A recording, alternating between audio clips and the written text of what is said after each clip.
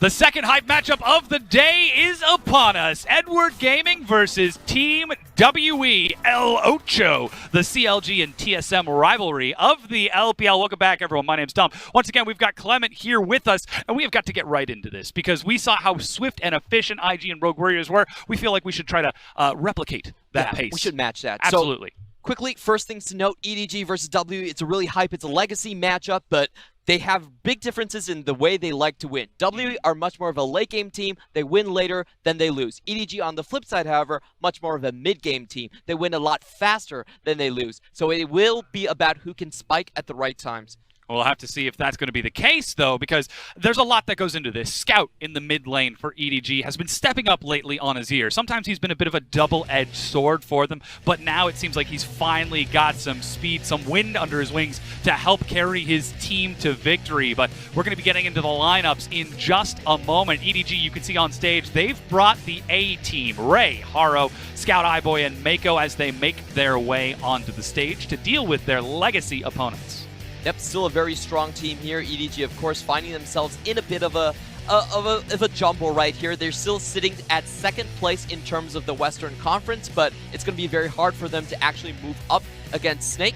And now we have Magic, again, another team that is in a bit of a rebuilding phase. Two new players on their team in terms of Magic and Celestial. And they're going to have to put in some really big work if they want to try to claim this matchup and, of course, claim their playoff spot because they have not clinched it just yet. As we can see, 957, Magic, Xie, Mystic, and Celestial, EDG. We've already gone through it. Ray, Haro, Scout, iBoy, and Mako.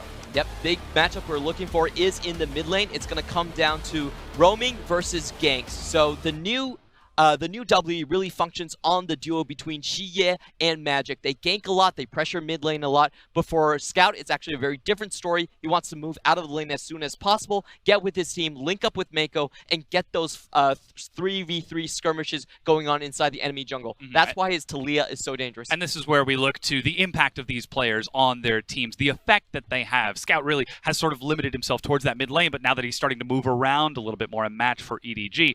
And that comes down to the conversation for these two teams. EDG trying to rebuild without Clear Love, with Haro coming in, whereas WE, they're doing the same with Magic and Celestial. Yeah, and that's why I really do give it to EDG in this matchup. I feel like EDG's bot lane is the only part that isn't rebuilding. iBoy and Mako probably the strongest lane in the LPL so far. Celestial hasn't really proven his stripes, so I do feel like EDG had the edge here. Well, we'll have to see if they do indeed. That said, our casters are ready to get us into game. As we go, though, let's hear what Mako thinks about that bottom lane matchup. 就 WE 也换了新辅助嘛，然后我觉得他们最近配合也挺不错的，但是可能跟队伍的话磨合没有很久吧，就是没有我和 iBoy 就是磨合了那么久，然后配合的更娴熟一点吧。然后我觉得我们下路跟他们打的话，应该就是在对线方面或者就是沟通方面可能会就是比他们做得更好吧。 Mako actually with a lot of praise there for the enemy bot lane, despite them being very new to each other, but we're still going to win, Rusty. Yeah, look, that's a progression from Mako. I'm very excited to see him say anything like we might win. He's usually very reserved in his opinions, so I have high hopes for EDG's bottom lane at the very least from that alone. Yeah, it definitely wasn't ultimatum though, it was like, we might win. That's as far as Mako will possibly go in those interviews. But WE versus EDG, we're getting into picks and bans. Talia, Varus, and Camille would be the ban out from WE. On the opposite side, EDG will take away the Swain, the Tamkench, and the Narg. Now, of course, WE on blue side, EDG on red with Swain gone. We saw a lot of Olaf priority from IG in the last set, so that's always a possibility. Jungle is usually a place to look towards, especially between both of these teams' Pulse. Now, naturally, with a bunch of other lanes still available and perhaps Xie being preferenced, there are still other options, but Olaf is always the place to look first. Yeah, there's always those super high priority picks that will just make a splash, a very big difference in the game, and you have to pick them up, and the first one will be Olaf going over to Magic as well. And Magic, obviously, he's not Condi, but he has been able to adapt into the team, has been trying to assimilate and try and find his place in the team as well. So Olaf definitely going to help him out here. EDG, let's see if they actually choose to pick up their own jungler since they know what the matchup is going to be now. This would still be perfectly fine. Haro's most played champion, of course, with 12 respective games. Now he's going to lock it in for a 13th time. Alongside this, my question, this would be curious. They've actually gone towards the Xayah. They've left open the opportunity for a Rakan to be taken from them if they would please. But really, you see a Xayah lock in, you just insta-lock Caitlyn Alistar and you say, let's dance. Let's rumble. Let's go ahead and just roll this lane out. WE are looking at the Caitlyn currently, matched up well into that Xayah. And they have indeed locked it in. Now, the question is, do they look to take away the Rakan here? Do you look to even just lock in the Alistar, as he said, right now and just get the lane matchup and then give EDG an opportunity on the next phase of bans to try and take that one away? We did hint towards the priority in the middle lane, however, so we'll have to see which lane they prioritize, and it does seem that they want to go towards the mid lane in this instance, giving over the opportunity for EDG to lock in the Rakan. I don't think they can afford to do this. Yes, it could be a flex. But Rakan could just be banned and maybe it's not as good a flex. Yeah, so they'll just lock in the Rakan right here. Won't give WE the opportunity to take it away. Now back over to EDG for the bans. Now they can definitely target the support pool here, as you already alluded to, Rusty. Take away the Alistar, take away anything that really gives that bottom lane any trouble. You saw the hover of the Braum. I think that Alistar and Braum are two very viable options. Of course, the first ban's still a support, not going to be that. The reason that we don't often mention Morgana in the LPL is she just hasn't existed until this week. Yeah. She's started to exist very often now, but not till now. So it's good to see the adaptations there from EDG, of course. These teams scrim during the week. They have some preparation for one another. Has just come back into the meta indeed in the LPL. Vladimir would be the ban here against EDG, targeting out Ray and Scout respectively. And now looking towards EDG for their final ban right here as well. See if it will be another bot lane ban, and there's the Alistar as well. So definitely saw that one coming from a mile away. Certainly did. Now the Braum is still available, and that's definitely one of the bigger expectations to follow through with the composition of Team WE. And if you have a Caitlyn Braum, you're looking at the remaining player in perhaps the top lane here for 957 getting something like the Gnar. And I think that may be where the priority then shifts for EDG. They may actually even look for a fourth pick of a top laner to try and prevent perhaps the optimal pick in that role respectively. While saying that, they may still hide that top lane and counter it as they are on red side. Possible. WE will take away that Azir against Scout to round out the picks and bans, though I will say I prefer Scout's Talia over that one, though that has also been banned, so everything we've seen Scout go towards recently has been taken off the table, so EDG may actually just lock in the Cassiopeia right now. They already know that it's probably going to be a Galio matchup in the mid lane, so we already know how that one's going to pan out. Yeah, Cassiopeia matches up quite nicely against the likes of a Galio. As we look at the mid lane matchup now, WE also have to show their hands for the respective top side. We mentioned perhaps something like the Gnar. It's just the safest top lane pick. There is no direct counter, so to speak, besides the abstract champions, such as your Aurelias and your Yasuos. Sure. I will say one of the hardest counters to Gnar is banning him out, which is what EDG have done here. Oh, have they? Yeah. Where? It's in the first phase. WE will pick up the Gangplank, however, and throw that into the top lane. Damn it. Your analysis on point, Rusty. Hey, we came if in that like was in 4 here. bands deep. It's like, all right, we're looking forwards. Damn. Nah, no matter. Gangplank, of course, still a very good lock-in. You're expecting perhaps an Ornn on the opposite side. I'm now checking the bands before I say anything like that. Cool. They could look towards something like an Ornn if they'd like, but it's Ray. He's got a very diverse champion pool. Indeed, WE will finish off their composition with Leona, though, in the bottom lane. And EDG, you're right, it's Ray. He's got a massive champion pool. We've seen him go towards the tanks at the start of the split. Then he's starting to diversify as well with the carries, and he will lock in the Fiora as well. So pretty much 957 kind of opened himself up for that Fiora pick, and we'll see if he can actually just demolish Gangplank in the top lane. If I'm reading this correctly, this is his 17th champion in the top lane this split. Holy moly. He's played a lot of champions. That is an absurd amount. First time he'll be playing Fiora here, but of course into the Gangplank matchup, it's very simple to execute. You see the kegs, you riposte the kegs. There's not a lot of other trading that a Gangplank can have, and of course that's a little bit later. Should be perfectly fine in that lane. EDG's whole composition right now has a lot of diversity in the way that they could execute it. What does that diversity look like, Rusty? Because what I'm looking at right now is a split pushing Fiora and then probably a 4.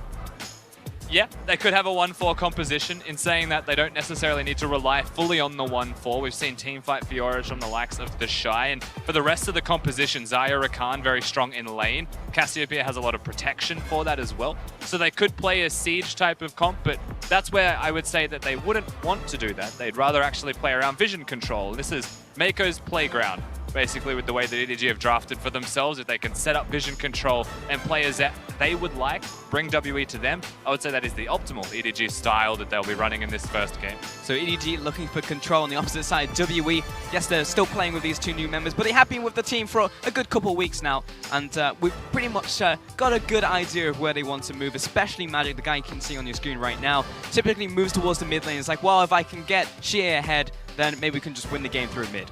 Of course. As if there is any other way to play League of Legends at the moment if you're Team WE. It's just get Xie rolling. Now, we have seen a little bit more focus towards Mystic down in the bottom lane of recent weeks, but you'd still be looking towards mid lane first. Get mid going, then translate all of that to bottom because it is a Galio composition. Olaf Galio going bottom lane, very dangerous as a 2v2, especially with the Galio ultimate on top of a Ragnarok Dola. But if they both contribute with a Leona, not a lot of ways to get out alive. Pretty safe bet to put all your eggs in the Xie basket, but we're about to get onto the rift here for EDG versus WE.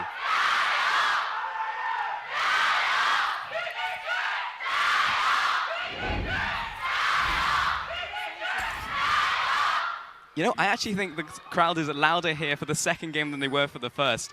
Like, I don't know if it can get more full, but it does seem denser. It felt like they're still going.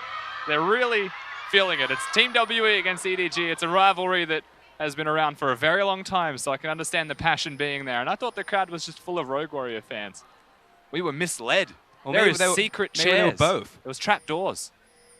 I know if I was buying a ticket today, I'd just literally just sit in that chair all day. Wouldn't let anyone take that one away from me. But yeah, of course, WE, EDG, historic matchup for sure. But we do have a bunch of different players, you know, from the olden days of, you know, EDG's roster. Even the WE family that kind of has broken apart now in the LPL. We've got Magic, we've got Celestial. You can take a look at Mako and iBoy looking for this small invade, but they will be met by Mystic and Celestial, who will meet them in the brush and look for a bit of damage here on Mako. And iBoy trading back onto Celestial here. Just some super nice level 1 trading from each bottom lane respectively, actually. Mako, of course, playing the Rakan will have some sustain. Leona will have to use those potions, has the Targons, however, the Relic Shield, rather, to get some extra health themselves. So it's just the supports that have lost health. Never really means anything, actually, down there in the bottom lane. Level 2 is what you'd be looking towards. No, level 1, Mako still wants to go in here against Mystic, just trading blows, really. But Celestial has been chunked out. I do mean kill threat, for the record, at level 2. If they kill someone at level 1, I will actually be beyond shocked.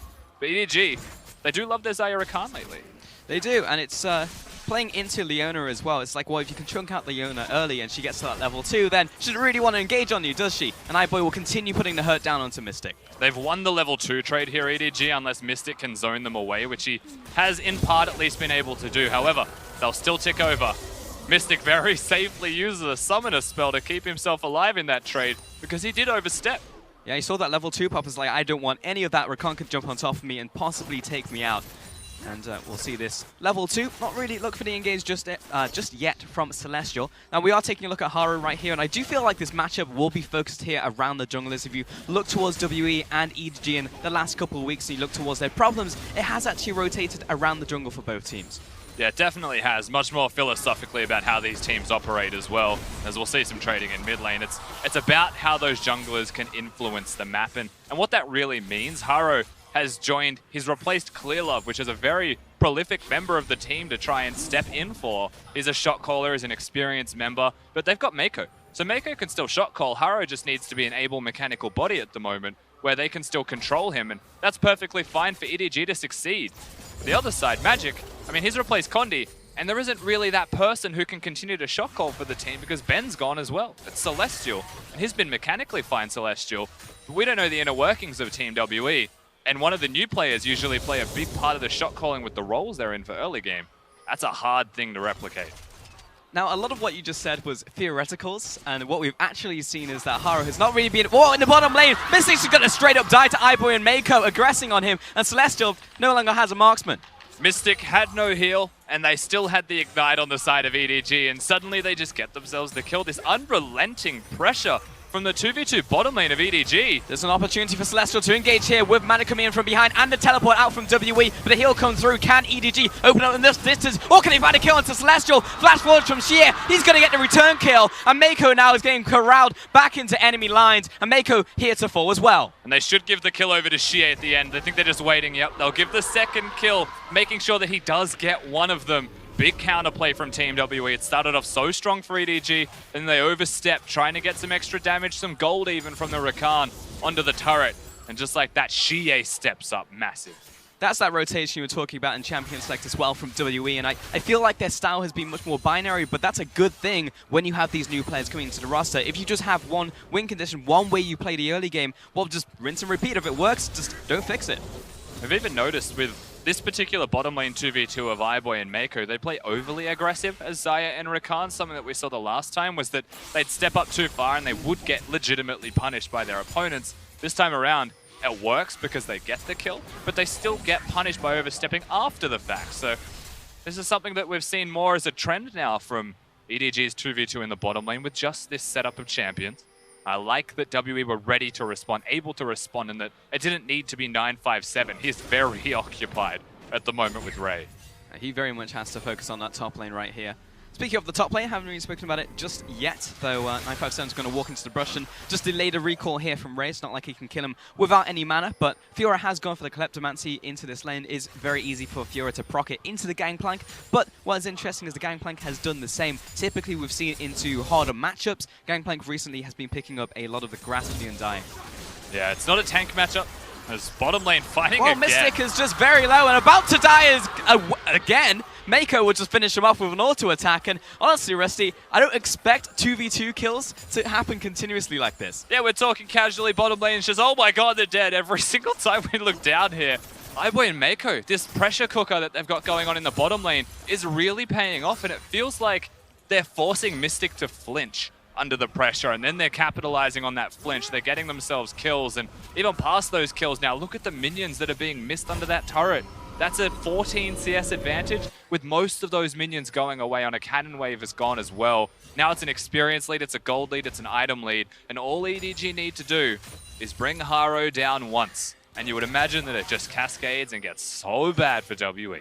Now, we didn't really see the setup to the first kill or the second kill, really, but what has to go wrong in that lane for a Caitlyn to die against the Xayah Rakan? Because they're meant to be better, you know, moving backwards than they are forwards. We had the pleasure of actually watching it as well. It's the level 1. It's how you play towards getting level 2. The Caitlyn Leona want to be able to threaten constantly. You know, Leona wants to step up, use the Relic Shield on the wave, and ensure that they get level 2 first. Instead of doing that, Mystic does overstep because he wants to zone them from minions. They lost control, and that's a byproduct of Xayah Rakan just being able to push so well in tandem by being that duo, having control of the lane at level 1, preventing Caitlyn from getting that strength and getting that foothold down. But because Mystic oversteps too far, not only do they lose the push, they get punished from the push. And just like that, EDG are able to control the lane. They end up dying, but in the mid lane, there has been a pretty good CS advantage now being picked up by Scout because Xia has been having to rotate and roam towards these plays as well. So, plus it is also a Galio Cassiopeia lane, so it's much harder for Galio to try and CS in this one versus the Cassiopeia. But yeah, now it's got a couple levels in Winds of War. It's more easy to just two-shot the backline. This is an awkward position for it to be leashed towards, but I can understand why Magic's done it. He's running straight towards the red buff. You're right, the CS advantage is there for Scout. Blue buff's just going to be traded as well. But the kill that they got in the bottom lane for Xie, of course, the extra caution that he does get the kill is what equalizes the gold difference. So if you're in a lane that's a full pressure placed lane where Scout should be controlling you in the 1v1 and you just want to clear, going even, still a pretty good outcome. Right now, WE, they do have access to the ultimates as well, as does EDG. Haro has hit level 6, so we will have that prison to lock someone down, but it's actually Olaf who's going to be coming into the bottom lane first. Celestial comes in for the engage with his jungler right here, but he's gone very deep. Here comes the Galio as well to slam down and splatter iBoy. And just dunks the AD carry of EDG. A summoner spell missing, but no flash to keep him alive or keep him safe. Now Haro has to come down here just to ensure that the tower will stay alive, and WE, they find their foothold. They actually get to bounce back from the constant onslaught that EDG are applying to this bottom lane 2v2, and they are not done. They're still looking to keep pressure down here. Whether it's a dive or kills or not, they're still keeping that pressure going. Big shift in momentum. Luckily, Haro was in the area, comes down as well to prevent another possible dive coming out of Magic. He sees that, he backs away, he knows that the enemy jungle just wasted the time. He can go back into his own jungle, farm some more and try and increase his advantage that he's been already getting in this early game. So Magic, you know, he's looking for these ganks in the early game, and so far it's working out. 100% kill participation. And the thing that you have to pay the most attention to here is WE's composition. You know, we've spoken a bit of detail about what EDG can do for themselves, especially once they start to scale up. They've got a Cassiopeia to protect the Xayah Rakan, and the split push always there from the Fiora. WE wanted to hit 6. They may have been losing lane, they may have been having a bit of a rough time down there, but the second they hit 6, a Galio ultimate, Olaf sprinting at them, Leona as well to engage, and knowing that EDG had no summoner spells at that point to try and prevent a gank, that was very obvious that it was going to happen the way that it did. But that doesn't mean EDG can stop it from happening. It's very hard to prevent. It is, but at the same time, you know, you also look to the jungle if you're EDG, and it's like, well, what's Haro doing in the meantime? Is he ganking cross-map? Is he trying to put pressure onto top lane? Is he looking towards the mid lane even, try and push down a tower wall? Usually Haro, when he arrives to plays, someone else ends up dying. So Ray actually is up in CS most times against his lane opponent, but down in gold because Haro just misganks in top lane, Yeah. and then he just ends up dying, giving top lane gold. The unfortunate Haro problem where he wants to help, but he actually hurts. And you're right, Haro's the place that we have to look at, especially when WE are able to make these plays. And so we look at him right now as an example. He pinged himself being at Krugs just before recalling. EDG play respectful. They play safe and they back away. Olaf was in fact on the bottom side of the map. So for what it's worth, EDG are at least aware of where their jungler is. But perhaps that doesn't mean he's in the right place. It just means that they can't do what they want to counter what WE are pushing at them. It's really that synergy that isn't quite there yet, but we can see both mid laners at 11 MVPs apiece right now, coming into week 9 of the LPL. We'll see who can take the split MVP, the regular season MVP He after always this one. does it.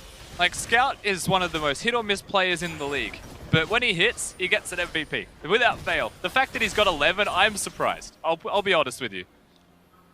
I mean, I understand it, right? You have those peaks and you have those troughs. If you're a middle of the road mid laner who does okay to good every single game, you're probably not going to get those MVPs. However, if you're Scout and like, okay, one game, I may have lost it for the team, but the next game I just completely obliterate the game, then I'm probably going to get that one. It's a hard thing to have as a mid laner in a league, though. If you're playing a league in best of threes for a long split, not sure you can always afford to have a mid laner that sporadic. You want consistency through the most important lane, in my opinion, of course, in the game and competitive.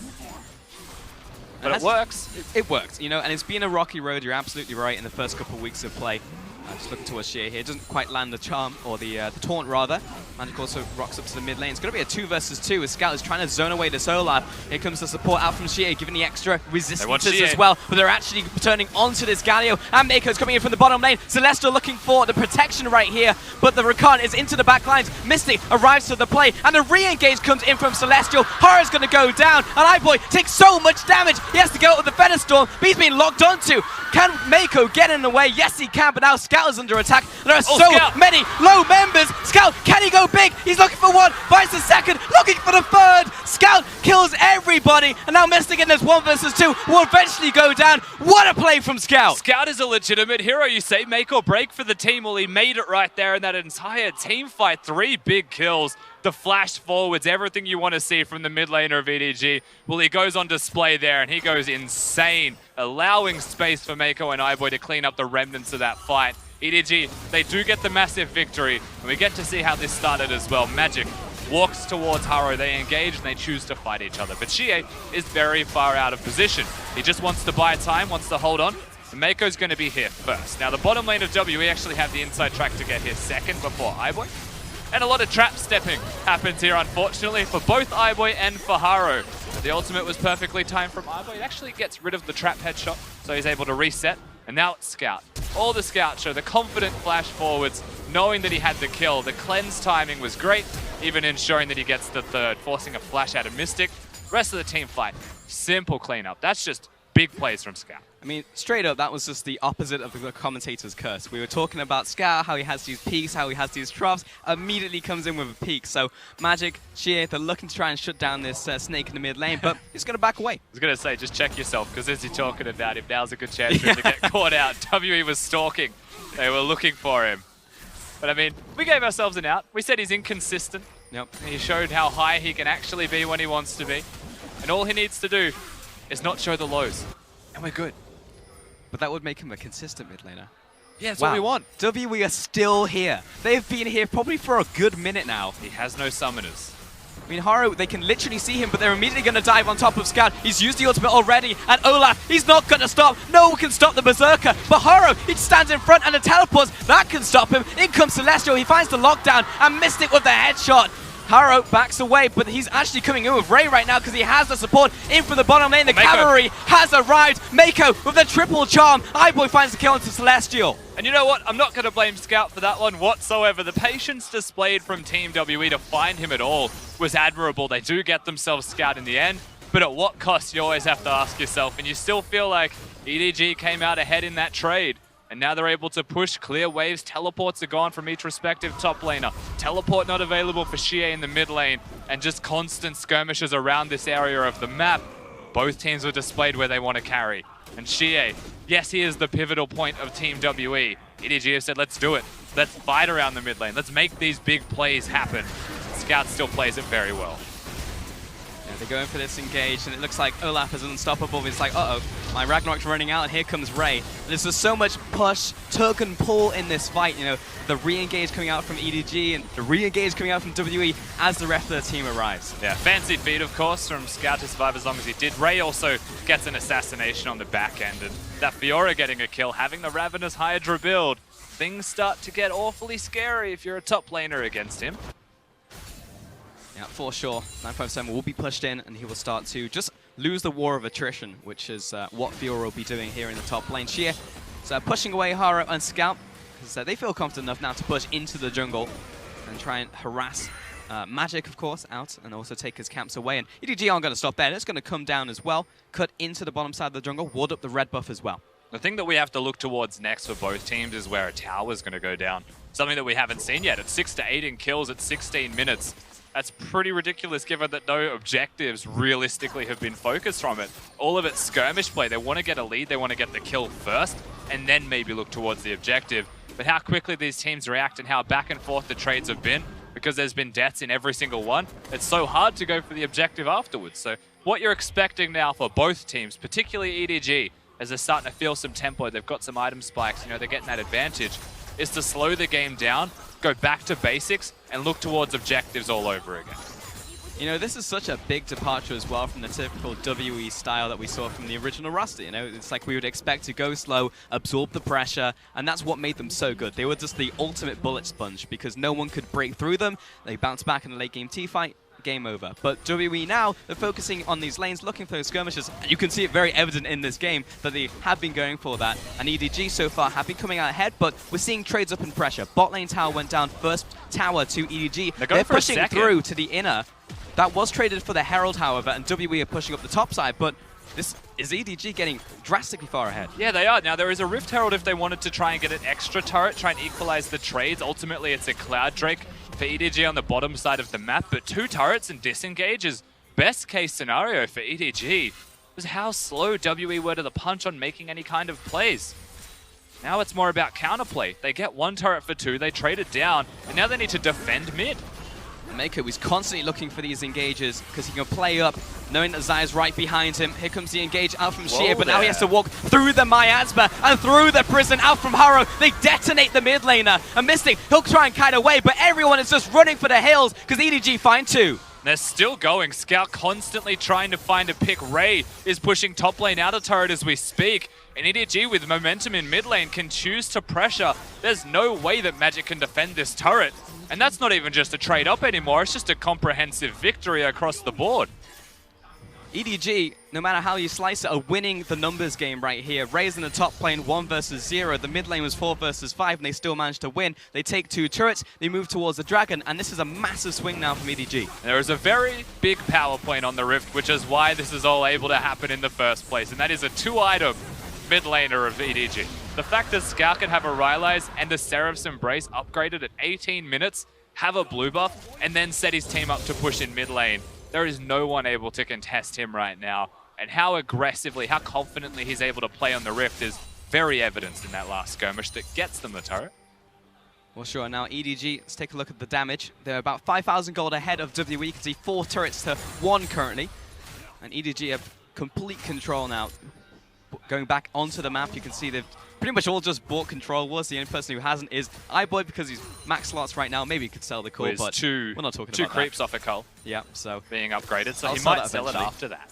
Yeah, but for now, EDG obviously want to move into the jungle, creep up their vision, and try and consolidate their resources. WE have a lot of wave clear, however. So whilst EDG are able to continue to push the advantage forwards, play the vision game, work around the Baron that's going to be up in 30 seconds, there's no Infernal Drake for quite some time. If the Baron is the point of focus, I think that is the best case scenario for EDG. We already spoke towards their composition strengths. Put Ray bottom, which is where he is now, establish vision control at the Baron itself and have river control, and then use it to generate picks. Xayah, Rakan, Cassiopeia, and Sejuani all very good at doing exactly that. WE fully cottoned onto that fact. They are right now warding the heck out of the river. They do not want EDG to have absolute control. And that's their way into this game. If a lot of the game is about mid lane priority into vision control, WE still have an abundance of wave clear. As long as EDG don't have Baron, WE can stay in the game. Sure, and WE, they're not playing like they're so far behind. They're actually moving up into their jungle, making sure that at least the shallow vision is still there for themselves. And EDG, if they're pressing into the jungle, maybe they can clear some of the vision away. Because if they don't, then obviously Baron becomes very difficult, as it will be completely in the dark here. And EDG are just roaming the river. I think we just saw iBoy throw feathers intentionally missing. Because if you look at the Baron, you can sometimes see the animation through Fog of War on certain spells. I think that those feathers are one of those. I need to confirm that. But sometimes you can do that. The enemy team will think that you've hit the objective, but because you have vision control, it's only one way for them to check. And with that sense of urgency, they'll occasionally face check. That's really interesting. Just a small note there from iBoy. Meanwhile, in the mid lane, I feel like the Herald was about to time out, but WE have to try and move on this one. He did do it, by the way. iBoy's got 2 control wards, not just 1. What a team player. He knows fully well what the state of the game is, or Mako knows and told him. We don't know. I assume it's the latter. Yeah, I mean, Mako is definitely iBoy's handler. If left to his own devices, he would absolutely not buy those control wards. That's such a harsh way to explain it, but you're absolutely correct. Here's the mechanics. Yeah. iBoy is the man that will get the job done. You just have to point him in a direction, push him in that direction, and He's he'll the do weapon. it. Yes. Mako is not a handler. iBoy is the weapon. Hey, you can be a handler of a weapon. It feels... I get something else with the word handler. Oh, okay. Oh, okay. Maybe. Like pet handler. You know what? Gotcha. Well, EDG, for now, are just going to ward up all of this area continuously, and the fact that they just have more resources means they can just keep putting control wards one after another, and pretty much just dry up WE's own resources. Magic is going to find Mako, nice little sidestep. Yeah, they've actually been able to step up to the enemy blue buff quadrant of the jungle as well. Pushing forwards, getting vision that deep does enable them to play more aggressively with that information. This is good for Magic, however, being able to use the axe to get vision at the very least. This is scary, though, because if EDG had complete vision of Magic, or vice versa, Magic probably wouldn't be there, but EDG would probably just look to nuke down Olaf. So the window of opportunity for EDG is like 5 seconds from now. They're taking it, actually. Not even 5 seconds, because they've just found Magic walking up to the bush once again. Here comes the flash out from Mako, and doesn't get the CC, but Scout finds the twin fight, and Sheer doesn't want to be here anymore, but you're staying with us. You can't just punch away. The second kill out from Scout, Celestial flashes away, and Gangplank is too late to the party. And Ray's still pushing bottom lane, so they have to send the Gangplank back, which means the Baron should be completely free for EDG. They play it out expertly, as you would expect. They slow the pace of the game down. They control the vision game, and now it looks like a 1v1's the only way in for Team WE. Ballsy play from 957 to run after Ray, but he has the rest of his team chasing him down. Ray has recognized this even after issuing the grand challenge. Now he just has to try and escape from that Fiora, but that last little lunge was enough distance to open up, and that was 3 members moving to the bottom lane. Didn't get the kill, and EDG take the Baron. Yeah, they can't catch him. Trinity Force in the Q cooldown is far too low. EDG playing this one out picture perfect at the moment. It all starts with controlling the vision, having a composition to excel at doing exactly that. The reason that I said 5 seconds is within a 5-second window, the mid lane was about to crash again, but they take their chance. It's a Rylai's on the Cassiopeia, remember that. So the slows are always going to be there. Magic is just left to die. And the Galio comes in, maybe wanted to use the taunt here to be tanky, but chooses to try and punch himself to safety and gets knocked up as he goes backwards before forwards. With everyone dead just like that, free Baron. Free Baron, bunch of resources to EDG. Around 8,000 gold ahead, plus they have this Baron buff to try and open up an even bigger gold lead. 4 people in the mid lane right now, and Ray still in that bottom lane pushing away. And hey, there's still an inner turret, but he's trying to pressure this inhibitor tower right now, because so far, it seems like EDG are winning every 4 versus 5 they put in. They certainly are. They're just setting up the fights, they're engaging the fights, and they're doing everything first, which means there's no real opportunity for WE to respond. With this turret falling as well, the pressure will continue. They haven't set up top lane.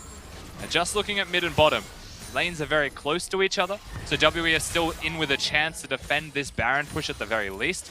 But there's always the disengage from EDG at a moment's notice to go towards the Infernal. I do think that's what they should be looking towards after a couple more waves. Still give it a go. Give it a crack, but they are just pushing up these waves right now. They want to try and make the most of this Baron buff, plus they can also just wander on back towards that dragon. But as long as they can step up right here, maybe get iBoy in range, but Xayah kind of difficult to step up into this line of traps as well, and plus you're also Xayah, so your range is not going to be as long as a Caitlyn, but slowly this mid tower is being whittled down. Yeah, enabling it is a very complicated process for EDG. Someone has to tank a trap. And it should usually be Haro that has to do that, but in the last push it was actually Mako. Steps up and then dashes backwards to safety. Of course, Mako has the cleanse, so he's actually pretty easy to disengage with if WE try and take an advantageous fight on him or try and get a pick from it. And there there's they Haro, go. but on that trap, here comes the engage out from Celestial, who's got an almost instant die, and Ray is into the backlines. He's flanking, but now he's by himself. He dies to 957, and EDG, they'll back away. The timing from Xie on that taunt was sick, and they do change their targets and their focus very nicely from Team WE. Aggressive from EDG, needlessly so.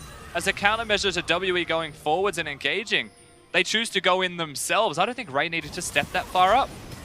He probably felt like that was going to go much better, that EDG were going to just push right into the tower. There's going to be someone tanking, but EDG weren't really feeling it, and Ray was on the wrong side of the wall, so. It's not the first time we've seen communication issues with Ray and the rest of his team, and that's not a surprise given that it's his first split returning to the organization and to this squad, having a couple of new members in it as well for himself to contend with. Yeah, Ray's one of the strongest strengths that he's had in the top lane is just his diversity. The fact that he has such a big effective champion pool, it's actually crazy how much this guy can play. 17 champions. How many top laners are there? I'd Probably imagine there's 17. a lot. He's probably played all of them. I mean, he's got Urgot games in there, he's got Renekton games in there. The only top lane pick that I can think that someone else has played this split that he hasn't is Zoom's Yorick pick. That is like the only top lane pick that I think Ray hasn't picked up this split. Yeah, it's an abstract top laner. I actually think Yorick's pretty good in the jungle compared to top. With all these level 4 junglers running around. Yep, Yorick is definitely, you just go into the jungle, you don't see Yorick for about 15 minutes and he walks out with 3 items. You're like, okay, well, it's time to rumble. How did this happen for him to have 3 items? But let's hopefully never see a Yorick in the jungle. Let's look at the game at hand and pretend that never happened. But now EDG are spacing out, moving into the lanes, trying to push in all 3 lanes at the same time. They don't have Baron buff anymore, so it's slightly harder for them to straight up just walk up to these inhibitor towers. But EDG controlling the map means all the resources go over to them, all the jungle camps, and they'll have control over Dragon and Baron when it spawns. And interestingly, EDG are still choosing to group up as 4. I feel like when Scout is this far ahead, there is a world where they could try and 1-3-1, because who's going to deal with the Cassiopeia by herself in a side lane? Yes, they could send a Galio with a teleport, the ultimate to go to join the rest of the team. It doesn't mean that Xie can 1v1 Scout. So there's always a world where EDG could look towards that, especially without a Baron buff, and they need to diversify their way that they want to push, move around the map, and try and get themselves further structures. The gold lead is pretty much theirs. At this stage, there's no way you come back from this if you're Team WE. You're trying to find a desperate team fight. That's something that composition can do. That might be why EDG have chosen to group up as a higher priority. I mean, when you have a Caitlyn and you have a Gangplank, if one crit just hits a squishy, then that completely turns the team fight. And as this game goes on, you know, Gangplank is getting bigger and bigger. He's on 3 items right now. Give him another, 10 minutes or so, and EDG will get to the point where WE are able to challenge them. But obviously, that's 10 minutes of play, and WE have to defend for all of that time. That's pretty impossible to defend from with the Baron up in 1 minute and 35 seconds as well, respectively. So you try defending that one. Of course, they've got the Caitlyn traps. They've got the Galio wave clear with the Proto Belt, but a lot of that is useless against the Baron buff team. The only thing that comes to mind as the most important part to get through is navigating Caitlyn traps. Trying to wade through those ones, and Haro is getting bigger and bigger. He's starting to build a bit of armor now. Looks like he's going towards the Gargoyle Stone Plate, so it will be easy for him to just step up, tank the damage, let Xayah get in there. Yeah, what we haven't seen as well from EDG is the Banner of Command. I feel like that'd make their life significantly easier in this game. They could get it on Haro right now as his 3rd item if he would like, but he's seemingly optimizing. He's going towards his Stone Plate, perhaps, getting as much resistances as he possibly can and being a frontliner for his team. It's a fairly short-range composition from EDG, so he needs to survive for a very long period of time, and Gargoyles would help a lot with that. But if he had a banner, they wouldn't need to team fight. They would just win. They could protect the banner. They could, but Haro definitely looking towards these team fights. I think you hit the nail on the head there. Who's going to build it? Probably Haro. You can also look towards Mako, of course, in the bottom lane if he's got any spare resources. He's about 10 minutes away. Yeah, he's gone Zeke's Convergence and Redemption right now, so he's quite a ways off it. And Ray's in the side lane and there's a Fiora, so he probably doesn't want it either. Yeah, that is the Rakan Xayah special going towards the Zeeks. You don't often see it on many other champions. It works so well with Xayah amplifying damage output. Rakan being able to proc both the ice and fire aspects of it. Yeah, it is actually a pretty sizable DPS increase. And EDG just playing it safe, pushing in the lanes, all 3 lanes at the same time, pushing up the vision, and then maybe even just duoing the Baron because they have a Cassiopeia and a Haro right here. Take a look at the minimap. DPS. No one is able to get near the area. Look at the vision control. It's nicely spread across. There's no chance the WE are getting near this whatsoever. Instead, they're looking to 5-man the Fiora in the bottom lane, maybe get a kill off her, remove the Baron from the split pusher before they start to try and crash, but it's not going to happen. Now it's maybe even a red buff. If they're lucky, they'll get this red buff and then disengage. Yeah, nice attempt there from WE, just looking towards a play that they could possibly make in this game because they couldn't go towards the Baron. Is already down. Bot lane is the only exposed member, but he can just back off. EDG finding in a trap because WE was slow on the recalls, take out the inhibitor turret in the mid lane and expose the inhib. Exactly. The problem with what Team WE tried to do just then with their cheesy little play, perhaps moving through the jungle, is that they didn't defend their mid lane. They leave it exposed. They let EDG just walk up and take it away for free. And now that is very hard to defend. Caitlyn traps can't really defend an entire inhibitor if EDG are able to break into the base. They just need to walk through this current line, and they're good to go. On the 2v1 in the bottom lane, but Ray may actually get the better of them. The Grand Challenge has been issued, and he's carving up Magic right now. He has to back away. He is just so strong, Ray. There's no point in having Magic down here at all. WE should just be wave clearing through their top laner. They're going again. Flash over the wall with 4 members. Maybe they can take out Ray, but the mechanics, he flashes away, and Ray's out of there. The rest of the team will move towards the mid lane. EDG able to push forwards. Now Ray has the teleport, so he can come in and contribute to the team fight if he wants. There's no minion wave to work with. Bottom is actually running towards the top lane. They want to set up more waves at once. They're so cautious. They really are. They have Baron buff, they had Ray split pushing, but EDG, they back away, again consolidating resources, but they are playing it extremely safe right now. Like, they know they're ahead. Everyone knows they're ahead. They just send 3 people bottom lane to try and deal with Ray, but still the rest of the map chooses to play it cautiously, play it safe and back away. Just makes you wonder, EDG, they probably could have done something more by now, but they are taking the minimum at every moment. Absolutely are. Ray's actually going to change the lane that he's in, his lane assignment, moving towards the top side now.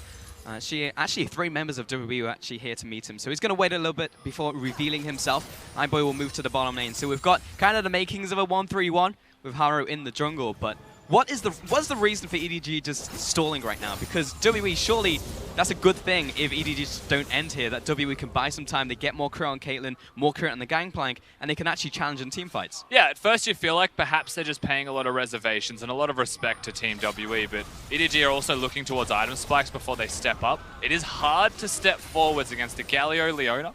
It's hard to step forwards as a Xayah against a Caitlyn. And Gangplank's always got the kegs if he wants to contribute. And now that there's not a lot of map left, I can understand why EDG want to be slow. But it seems like they've got item spikes. They've just decided it's time to go. And now it's time to head into the fight. Mako will get a massive charm off, and Ray is slicing and dicing up the front line. iBoy is unlocked as well. No one can even touch him right now. And with 2 kills down onto WE, and the West mortally wounded, I don't think they can re-engage. But 957 is going to give it his best shot. He's going to instantly die in this miasma. And Magic, he's going to follow as well. A clean ace, 5-0, and EDG stomp out WE. They'll be able to get the victory here. A clean finish in the end from EDG. It was slow, but it was methodical. And that's going to be game 1, going over to EDG. It took a little bit, but they managed to finish off in the end. It was never really a moment where they weren't in control, however. EDG did know what it took to finish the game off, and I think playing it slowly, playing around Ray and giving him a chance to contribute was what meant the most in the end. Being able to get that Fiora rolling. 1v2s, 1v3s, it didn't matter for Ray. It was a man on a mission.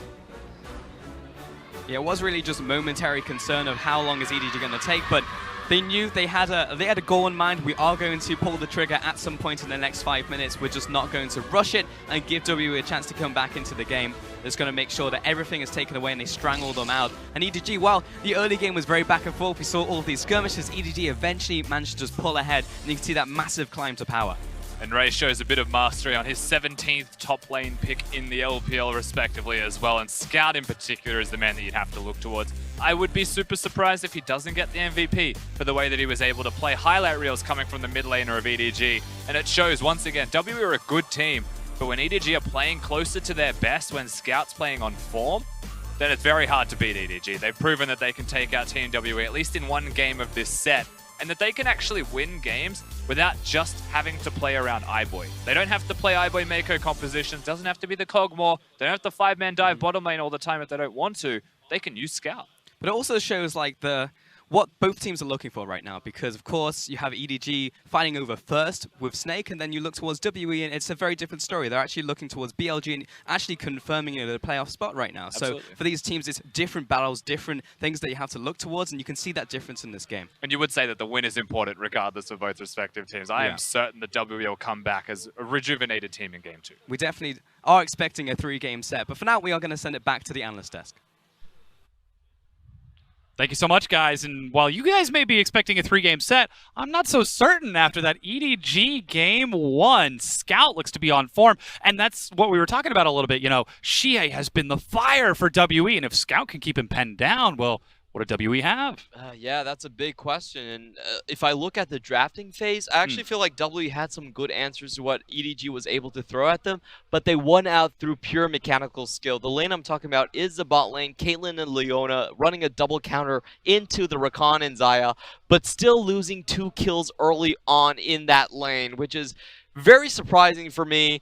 And also this draft also exposes the weakness in 957's pool. He pretty much only has 2 champions. He's like, coach, what do you want? Do you want Gnar or do you want Gangplank? And it's like, Gnar's banned and we'll run Gangplank. I guess we'll take the Gangplank then? And that's such a huge risk in this meta, because if you look at EDG's comp, they really don't need the Fiora. The Fiora is there purely to punish the 957 champion pool. Like they actually they know that there was going to be no answer. He counterpicked it. He did very well with the 4-1 type of composition here. So EDG, they're throwing a lot of threats that W can't really answer, and they're threats that aren't supposed to be there. They're threats because I simply outplayed you. Yeah, and this is where we have to commend EDG for finally starting to step up with the likes of Haro now on the team, that we are seeing multiple pressure points from Edward Gaming. Ray is able to take carries in the top lane. Scout in the mid lane on that Cassiopeia is still super powerful. And of course, there's always iBoy in the bottom lane. Yeah. So the only issue I have with EDG this game is I feel like they could have changed all of their sequencing could have been a bit better. Their 2 kills were actually flipped over towards WE's side. They were able to punish with Olaf, with Magic coming down into the bot lane a couple of times. That they could clear up a little bit if they got Haro there on the same page with the bottom lane. But otherwise, EDG is rolling. They're really hot right now, and I think a lot of it is when you start seeing Mako and Scout link up in those mid-game team fights, when that Cassiopeia is going, like, is firing off. Actually popping off, Yeah, and Mako with such clear rotations and CCing everyone so Scout can come in and finish that off. That's where EDG really shines. They're one of the scariest mid-game teams. Yeah, and of course you're referring towards that fight at the Raptor camp, which looked like things might go a little bit sour for EDG as WE tried to force the fight. But then Scout puts his finger on the trigger, pulls it, and forces the turnaround. Yeah, there's a lot of good plays here. The flash out from Haro, very good, dodging everything. And just watch Mako keeping Xie inside of the fight, not letting him go away. And things look pretty dicey for EDG for a moment right there, but just look at how they recover. iBoy's low, goes for the honey fruit.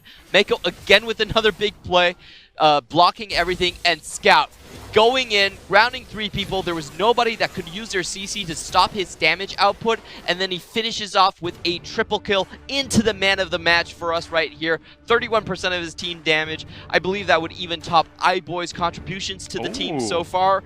And it's just, he's been on a roll so far. I don't understand what's happened to him, but I'm guessing that part of it is because of the champion. Cassiopeia is a frontline mage, and that's what Scout really does excel at. You don't want him to be playing like backline to frontline. You want him in the frontline, because that's where he wants to be naturally. The plays that we see him make on the Azir is when he's in the middle of 4 people and he can Azir sec and reset the positioning of the fight. Of course, that said, EDG, they are now one step closer to locking in the semifinal berth. Of course, they're still competing against Snake for that final spot. But WE, on the other hand, they might be sweating a little bit, because with BLG's win, taking a look at the standings right now, WE are still in the middle at 8-7, with BLG just ahead of them at 9-7. And FPX are right behind them. If WE lose this, their next matches aren't going to get any easier, knowing that pressure is hanging over them. And you do have to remember FPX actually recently defeated WE. So the answer, the question for WE is like, who is going to stand up and carry? And it really does come down to Magic and the mid lane in Shiye. The bot lane, they already had a very good matchup against Rakan Xayah. Couldn't make it work. 957, I don't expect him to suddenly pull out different champions. So, again, it's going to have to come down to Shiye, Magic, trying to get early ganks off. That's the way W can win. And this is sometimes why we find ourselves commending Shiye for stepping up so much for his team and actually allowing them to win, because it's the other lanes that are sort of falling through. Mystic's positioning is a little suspect at times, though. It seems like, at least in that game, he was able to fix it on that Caitlyn. And again, 957 with that champion pull in the top lane. Still, though, they've got another game to play up against WE. With the knowledge now that EDG are playing at a higher gear, is there a chance that they could bring us to a game 3? And how do you see this happening? Well, the only way I see it happening is ganks, and ganks happening early in the mid lane to really get Shiye snowballing and to move Shiye into other lanes, because pretty much the top lane is on fire, the bottom lane is on fire. Yeah.